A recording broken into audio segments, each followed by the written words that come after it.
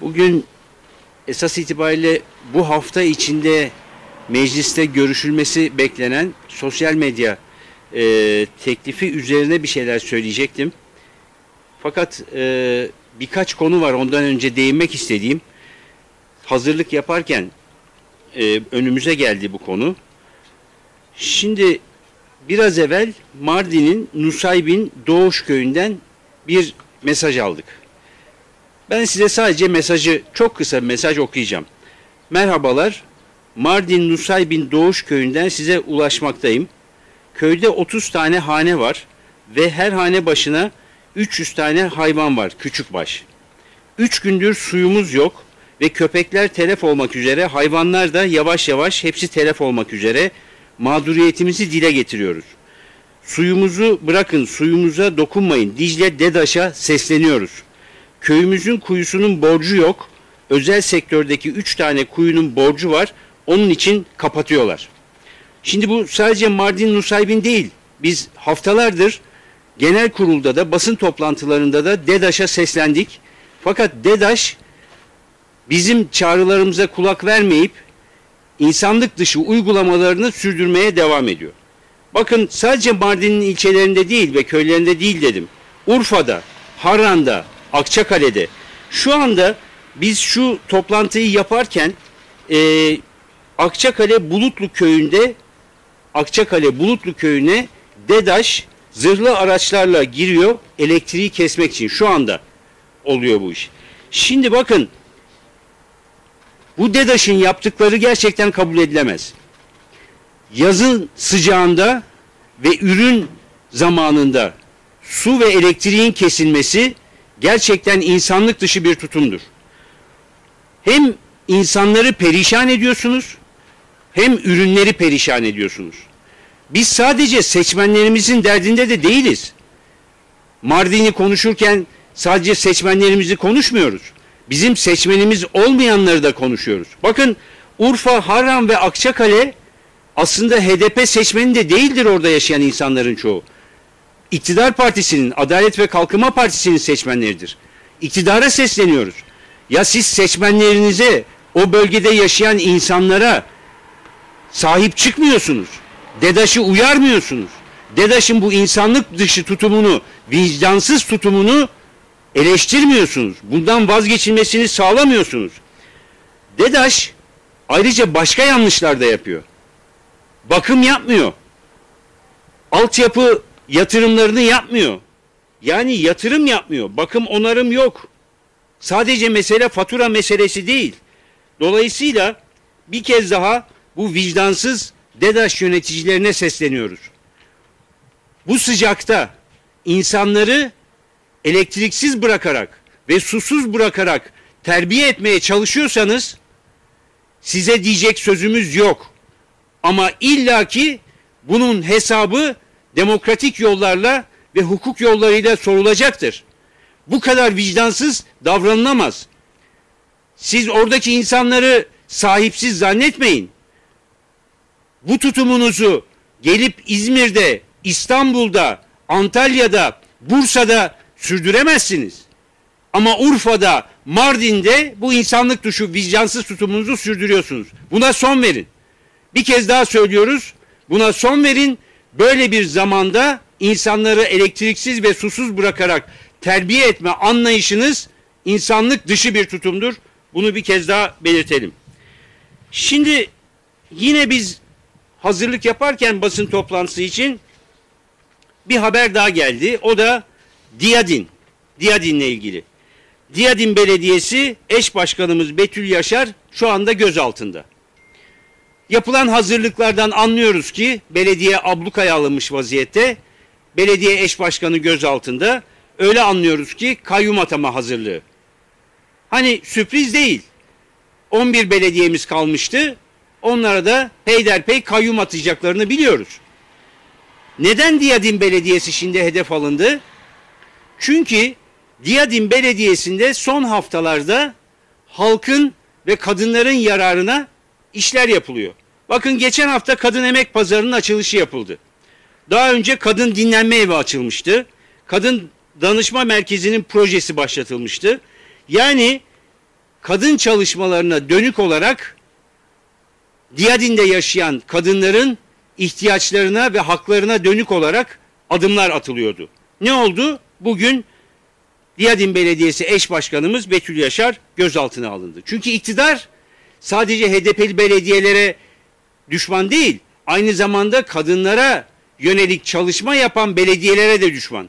Biz biliyoruz, kayyımlar atandığı zaman 65 belediyemizin çoğuna atandı, 11 tane kalmıştı. Bu kayyımlar atandığında ilk yaptıkları iş Kürtçe tabelaları indirmek, ikinci yaptıkları iş kadın çalışmalarını durdurmaktır esas itibariyle. Bunu da bir kez daha belirtmiş olalım. Bu iktidarın tutumu çok açık bizim açımızdan. Üçüncü ve son kısa olarak değinmek istediğim konu, daha evvel genel kurulda da dile getirilmişti. Kanal İstanbul'un çevresinde kurulacak yeni şehrin uygulama imar planları onaylandı ve Katar emirinin annesinin satın aldığı 44 dönümlük tarla, satın aldığı zaman tarla olarak kayıtlarda olan toprak, şimdi yeni planlara göre turizm ve ticaret alanı oldu. Bunu konuşmaya devam edeceğiz, bunu tartışmaya devam edeceğiz. Ama bir kez daha gördük ki, biz söylüyorduk, bu Kanal İstanbul projesi aslında bir rant projesidir. Bir rant İstanbul projesidir diyorduk.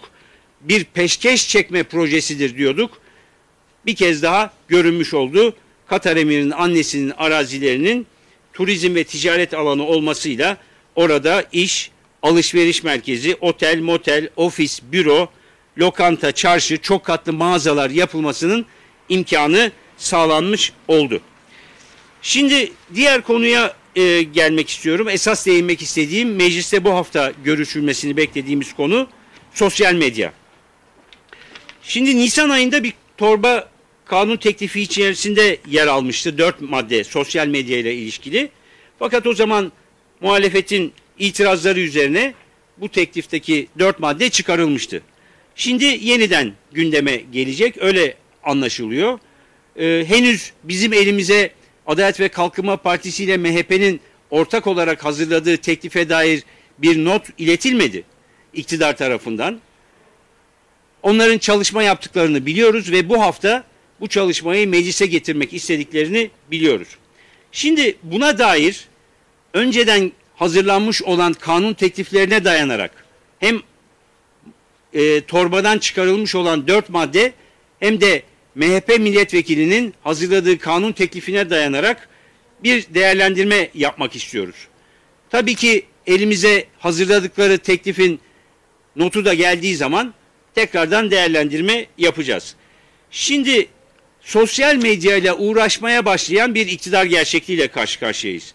Önce yeşil topu denediler. O tutmayınca ve dislike alınca oy moy yok diye Z kuşağından şimdi nasıl yaparız da sosyal medyadaki sansürü iyice büyütürüz çalışmasını sürdürüyorlar. Şimdi bu tartışma aslında dünyanın birçok ülkesinde yapılan bir tartışma. Ama bizden farklı olarak, biraz sonra oraya da geleceğim, bizden farklı olarak konunun muhatabı olan bütün sivil toplum kuruluşlarıyla, hukuk kuruluşlarıyla bu alanda, yani internet, dijital ve sosyal medya alanında çalışan bütün uzmanlarla birlikte tartışılan bir konudur bu. Hem Birleşmiş Milletler nezdinde yapılan tartışmalar böyledir, hem Avrupa Birliği nezdinde yapılan tartışmalar böyledir. Bizde nasıl oluyor? Şu anda iktidar ortakları kendi aralarında tartışıyorlar.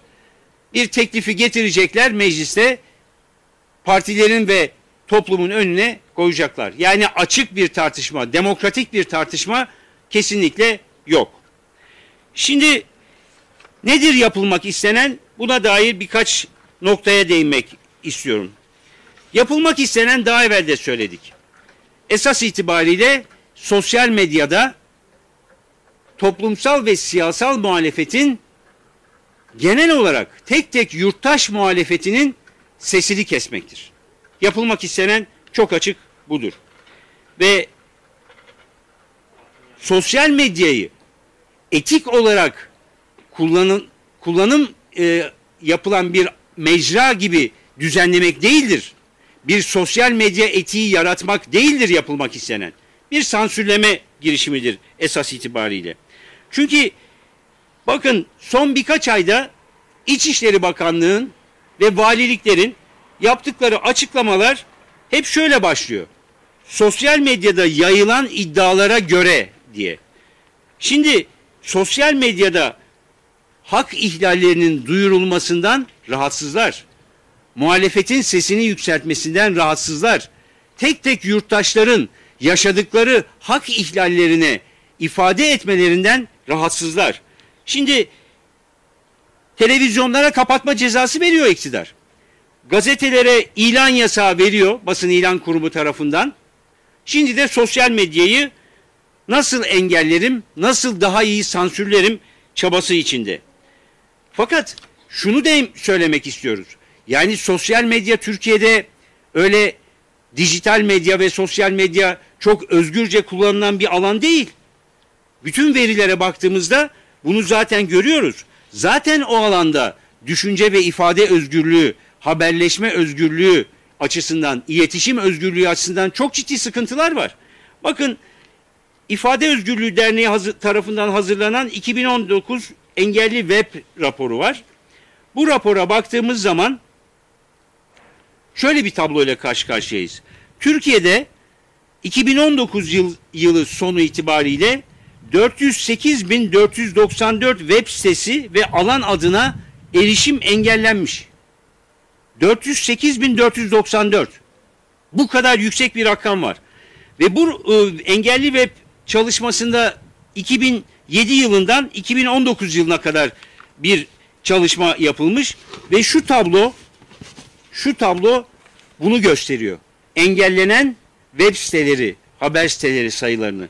Yani bakın 2007'den başlıyor, gittikçe yükseliyor. 2017, 2018'e bakın, son yıllara ve 2019'a bakın. İnanılmaz sayılarla karşı karşıyayız. Yani Türkiye'de web sitesi, dijital medya ve sosyal medya öyle özgürce kullanılamıyor. Zaten ciddi bir sansür girişimi şu tablodan da görüldüğü gibi ortadadır. Ama bu da yetmiyor. Bakın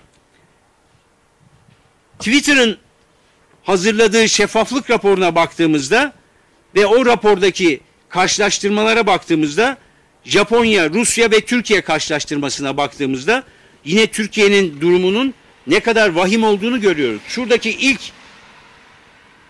nokta Japonya'dır, ikinci bölüm Rusya'dır, üçüncü bölüm Türkiye'dir. Bakın Türkiye'deki verilerin hepsi, yani bunlar esas itibariyle mahkeme çıkarma kararları, hesap sayıları, çıkartılan hesaplar, çıkartılan tweetler vesaire ile ilgili verilerdir. İnanılmaz yüksektir Türkiye bu açıdan baktığımızda ve bu sadece Twitter'dır. Şimdi dolayısıyla Türkiye'deki veriler zaten bu alanın özgürce kullanılamadığını gösteriyor. Anayasa Mahkemesi'nin çalışmalarına bakalım. Anayasa Mahkemesi yaptığı çalışmalarda çok ağır işliyor. Onu söyleyerek başlayayım. Çok ağır. İnternet alanındaki çalışmaları Anayasa Mahkemesi'nin inanılmaz ağır gidiyor. 2,5 yılda Wikipedia kararını verdiler. Ama buna rağmen, ağır işlemesine rağmen 2019 içinde erişimin engellenmesi ile ilgili 17 farklı başvuruyu karara bağlamış Anayasa Mahkemesi ve bu başvurulardan 13 tanesinde ifade ve veya basın özgürlüğünün ihlaline karar vermiş. 17 başvurudan 13'ünde buna karar vermiş. Şimdi durum vahim. Anayasa Mahkemesi'nin 17 kararda 13'te ifade ve basın özgürlüğü ihlali var demesi aslında tabloyu ortaya koyuyor. Şimdi peki Anayasa Mahkemesi bu kararları veriyor da suç ceza mahkemeleri Anayasa Mahkemesi'nin bu kararlarına uygun mu davranıyor? Yok, hayır, davranmıyorlar. Baktığımızda suç ceza mahkemelerinin aldığı kararlara 6200 karardan sadece 22 tanesinde ilk bakışta ihlal, yani Anayasa Mahkemesi'nin kararlarına uygulandığı görülüyor. 6200'de 22 tanesinde. 1000'de 11. Yani suç ceza mahkemeleri Anayasa Mahkemesi'nde dinlemiyor. Dolayısıyla aslında yaşanan ortam çok açık ortada. Bu alanda öyle büyük bir özgürlük, büyük bir rahatlık yok. Şimdi işte iktidar bu duruma rağmen bu alanı daha da sansürlemek, daha da kısıtlamak için adımlar atıyor. Yani Netflix'le bile uğraşan bir iktidarla karşı karşıyayız. Yani şöyle söyleyeyim, iktidar aslında kendi çevirdiği organize işleri bir dizi yapsa, yeminle Netflix'te birinci sıradaki dizi haline gelir. İktidarın bu organize işleri dizisi. Şimdi televizyon ekranlarında bu iktidar ve Adalet Kalkınma Partisi'nin genel başkanı gittikçe daha az izleniyor. Reytingler gittikçe düşüyor. Bunu görüyorlar, bunu biliyorlar. Tüm manipülasyonlara rağmen sosyal medyada en son Z kuşağının oy moy yok ve dislike tutumuyla o alanda da reytinglerinin gittikçe düştüğünü görüyoruz. O zaman ne yapalım diyor bu iktidar? O zaman orayı kontrol altına alalım. Sosyal medyada sorunlar yok mu? Var. Bunun çözümü için sadece dedim ya, Türkiye'de değil, dünyanın her ülkesinde tartışma yapılıyor. Çünkü yeni bir mecra. Bu mecradaki sorunların aşılması için tartışmalar sürüyor. Birleşmiş Milletler'de internet hakkı nedir tartışması yapılıyor. Biraz evvel söyledim, Avrupa Birliği'nde özellikle Almanya ve Fransa'nın almış olduğu önlemlerin yetersizliği ve yanlışlığı ortaya çıktığı için, özgürlükleri engellediği ortaya çıktığı için ve işlemediği için orada da bir tartışma sürüyor bu alanda. Hem hukuk alanında hem bilişim alanında bir tartışma sürüyor. Peki Türkiye'deki tartışma nasıl sürüyor? Türkiye'deki tartışma şu anlayışla. Yani sanki internet eski dönemde matbaada basılan konser bir yayın muamelesiyle karşı karşıya kalıyor.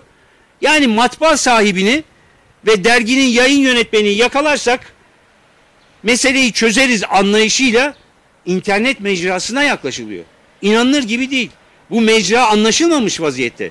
Bu mecranın durumu hiçbir şekilde kavranmamış vaziyette. Zaten bu yeşil top anlayışıyla ortaya atılan tutum da bu mecranın hiçbir şekilde kavranmadığını ortaya çıkardı. Yani yeşil topun kısa zamanda fiyasko olması ve tekrardan vazgeçilmesi de bunu gösterdi. Şimdi bakın, bu konuda şöyle bir anlayışla yaklaşırsanız çözüm üretmek mümkün değildir. Demokratik bir çözüm üretmek mümkün değildir. Sosyal medyadaki hakaretleri engelleyecek, kişi hakları ihlalini engelleyecek çözüm üretmek mümkün değildir. Çocukları hayattaki fenalıklara karşı korumak için evde mi tutuyorsunuz? Hayır, uyarıyorsunuz, eğitiyorsunuz. Hayattaki fenalıklardan onları korumak için sokağa çıkmaktan çocukları alıkoymuyorsunuz.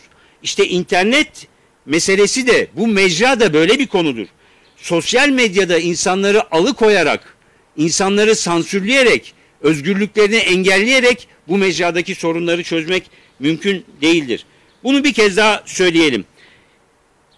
İnsanların soluk aldığı interneti sansürlemek ve orada nefesi kesmek, insanların kendilerini özgürce ifade etmelerinin önüne geçmek ve engellemek, nefesi kesip boğmak bu alandaki sorunların çözümü değildir kesinlikle. Neye ihtiyacımız var bu konuda? Tartışma içinde değerlendirilmesi gereken bir kullanıcı eğitimine ihtiyaç var. İki katılımcı yöntemlere ihtiyaç var. 3 dijital yatırımlara ihtiyaç var. Matematik bilimine ve algoritmaları planlamaya ihtiyaç var. Şifreleme ve blockchain teknolojisi yatırımlarına ihtiyaç var. Ama iktidar bunların hiçbiriyle uğraşmıyor. Yapmak istedikleri tek şey toplumsal ve siyasal muhalefetin sesini kesmek oluyor.